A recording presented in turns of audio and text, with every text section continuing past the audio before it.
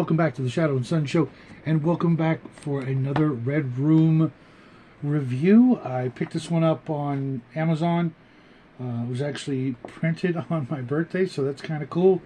I didn't notice the Amazon print date actually is like the very day that it's printed, so that's kind of awesome.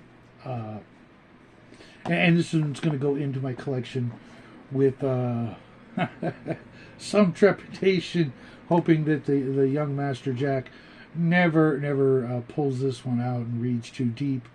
You know how his sensibilities are. But this one is Grindhouse.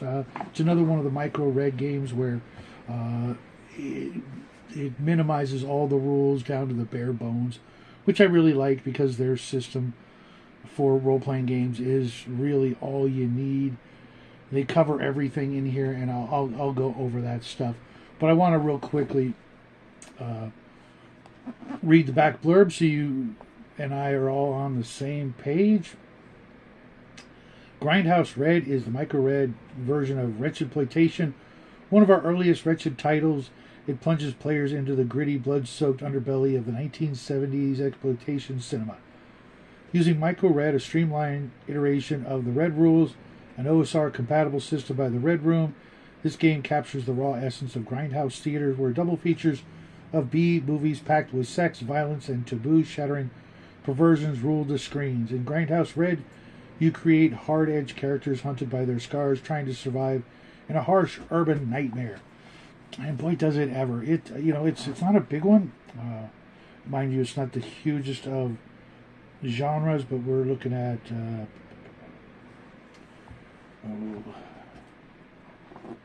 trying to get to somewhere where there's an actual page number.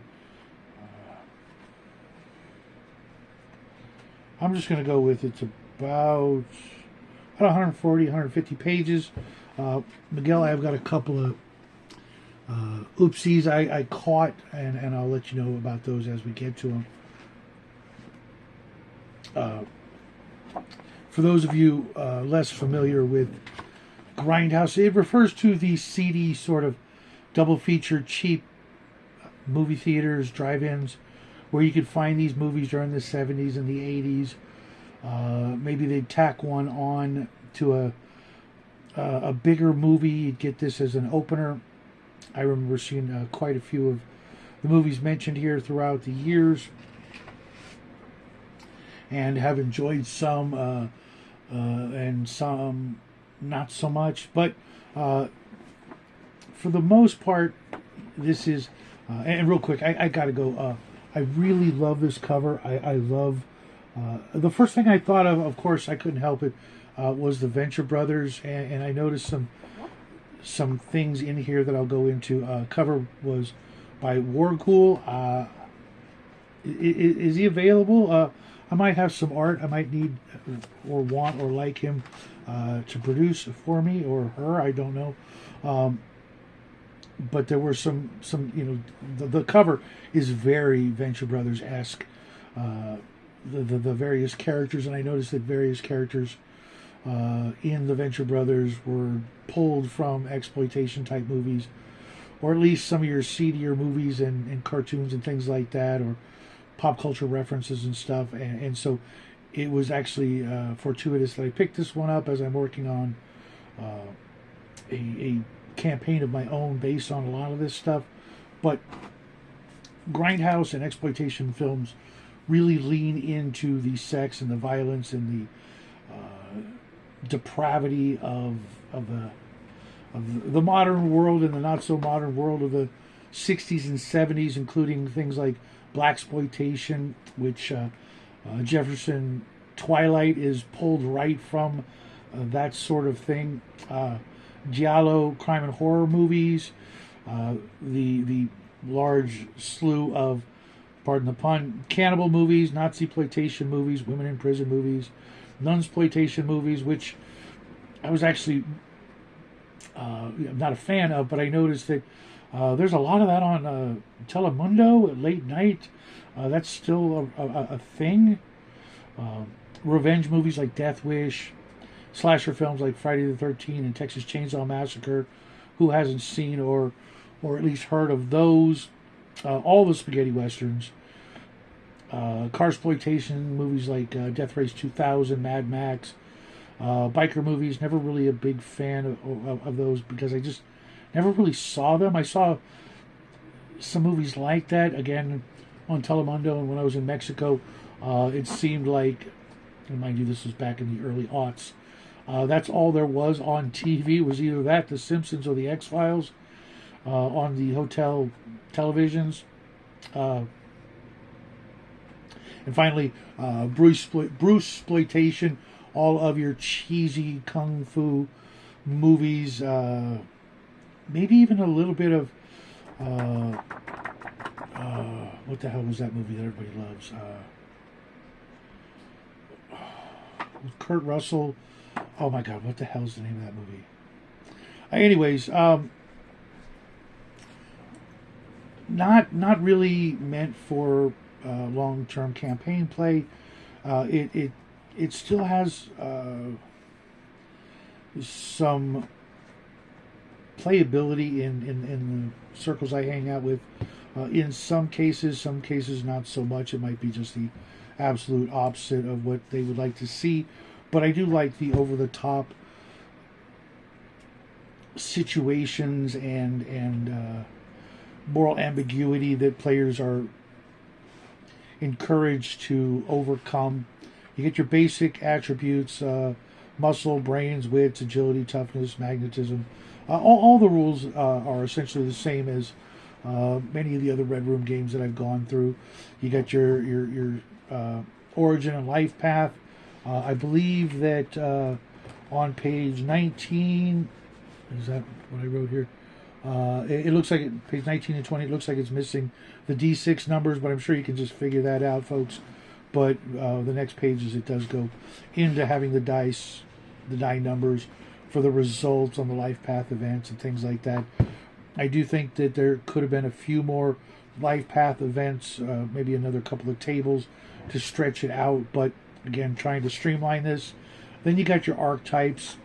This is where the game really shines. If you've ever wanted to play any of the following archetypes, put down in the comments section what you'd like to play and why you'd like to play it. You got the Afro Avenger, your very stereotypical version of Blade, but with less budget. The Avenger, the Disco Star, the Femme Fatale, the Fixer, the Hustler, the Martial Artist, the Maverick Cop, the Murder Hobo. I thought that was interesting. The Naughty Nun, the Nazi, the Outlaw Biker, the Pimp, the Private Dick, the Psyche Freak, the Ritualist, the Starlet, the Street Preacher, the Vigilante, the Wheelman. And each of these archetypes could be tailored to get exactly what you want within reason. Obviously, you're not going to start out with a crap ton of skills, but you don't need a lot of them. You do get the basic, let's see where those are. Your basic skills, you got Scramble, which is, everybody gets these, which is climbing chain link or tenement walls, duck, hiding from goons or a hitman's scope, slink, ghosting through slums or packed bars, snoop, ransacking a mark's room or spotting a tail, jive, spitting street slang or sweet talking a mark. And then you've got your regular skills, athletics, beast control, drive, hand-to-hand combat, hustle, influence, investigation, lore, medical, melee combat, performance, psychic, range combat, ritual, magic, stealth, street savvy, survival, technical, and tongues. And each of these skills has like 3 specialties, so you could really tailor your character for what you're looking for. Then, of course, you've got your let's go here. Perks and drawbacks, which it just occurred to me while reading this one that while your character will start with 1 perk and maybe a drawback or more because of your life path event and whatnot, you can actually take a bunch more. And for each perk, you've got to take a drawback. And I'm like, oh, you could really kind of beef up your character. Now, mind you, I do think there should be a maximum limit at first level that you could take because you can really overdo it and make somebody either really powerful or just good at everything, and thus negating the archetype protection, as it were. If you're good at everything, you don't need anybody else, kind of thing. And these characters do need to be able to rely somewhat on the other players at the table, unless you're running a game where there is going to be some PvP or some hard choices at the end of the game session or campaign. Like I said, I know these games aren't really meant to go on for very long. I'd really like to hear from Miguel and Sylvia about some of these, if they've run this live, because I really don't think I would want to run any of these games live, just because reasons, and this sort of thing, what stays in Vegas kind of thing, what stays on Discord, what happens on Discord should stay on Discord or private or what have you, without it coming back to haunt you. Most of the artwork is pretty good for clip art. It was interesting where you found, or some of the images you found, that really set the tone and the mood. There's one picture in here, though, I think needs work. I do have a question for you, Miguel, as well. A lot of these, like movie titles, I'm not sure if they're actual real movies. I didn't really look some of them up, but did you just make these up, or were they actual real movies? Either way, some of them I want to check out, but I also noticed a few glaring omissions in some movies that I think should be in here, mentioned at least once. The combat and all that, all those rules are pretty standard for all the Red Room games. I really did like the vehicle chase mechanics. That's always something. Chase and escape mechanics are always really hard to pull off, and I think they should be integral to any really good game. There should be, at some point, something. I'm always looking for ways to have action and excitement without combat. And in a game like this, where you're going to be lucky to have 20-ish hit points, you really want to limit the gunplay and the fisticuffs and the knife fights and things like that, or really have access to someone with the medical skill and a chop shop somewhere that you have amongst your contacts.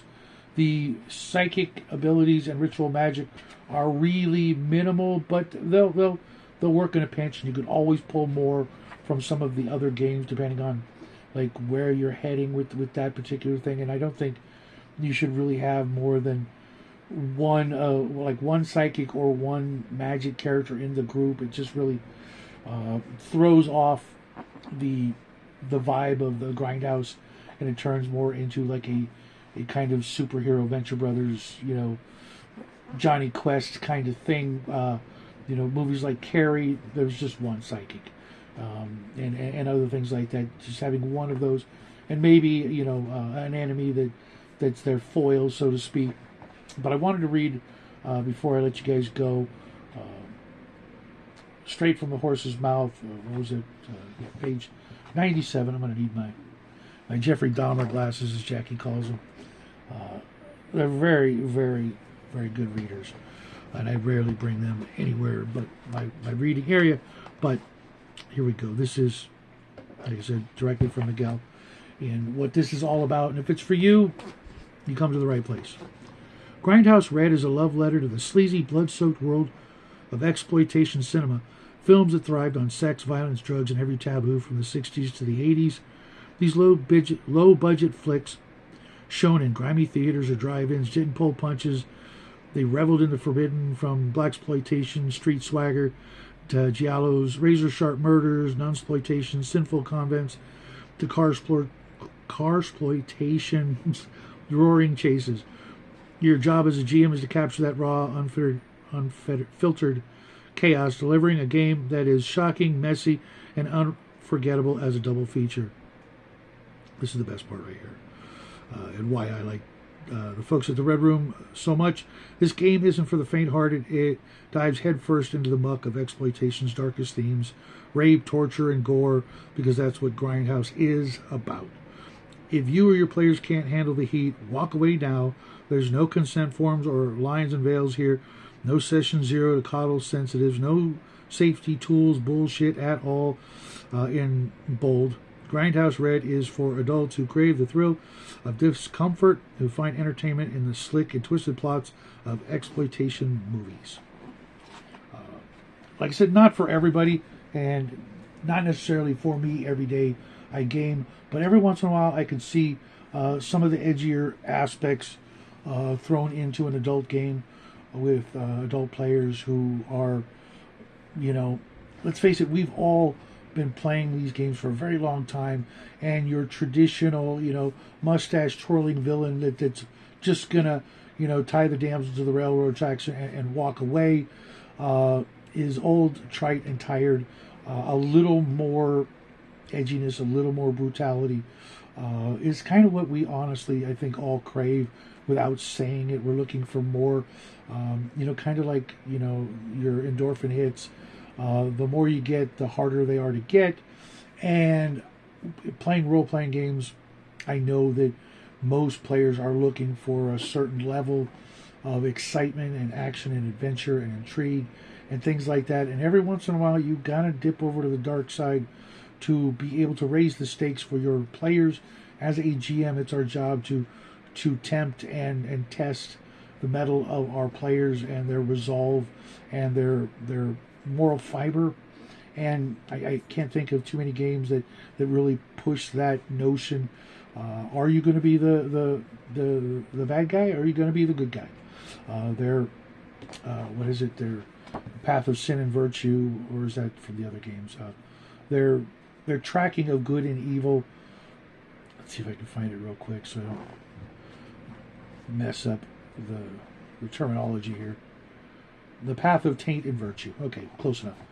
Where you track your good deeds and your bad deeds on a linear path from good to evil, trying to stay somewhere in the middle. I'm hoping, unless you do want to lean into one side or the other, this particular system works really well for that. I do like the virtues and vice rules in some of the other games where you pick some of those and lean into those. Wouldn't be a bad thing to tack on to this particular game, so you can really, you know, develop your character quicker, because you are honestly probably only going to play this for 2, 3, maybe 4 sessions before, you know, your characters are all dead or the story's over and it's time to roll up new characters or move on to something else. But if any of that sounds interesting, exciting, fun, let me know. And if it's just the opposite, also let me know, because I don't want to invite somebody to a game that will, you know, ruffle any feathers. And mind you, none of this is real. It's all make-believe. It's meant to test your brain power, your resolve, your own inner code, and you know, of course, just have a good time. You know, sometimes you do want to play a dirtball. Sometimes you do want to play a saint.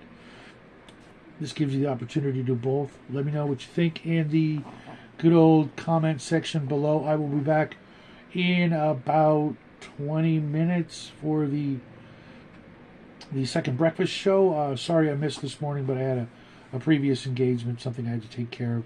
But I look forward to hanging out with you guys and hearing from you guys later about the things that have gone on over the weekend, etc. Until then, folks, have a great rest of your day, and as always, happy trails.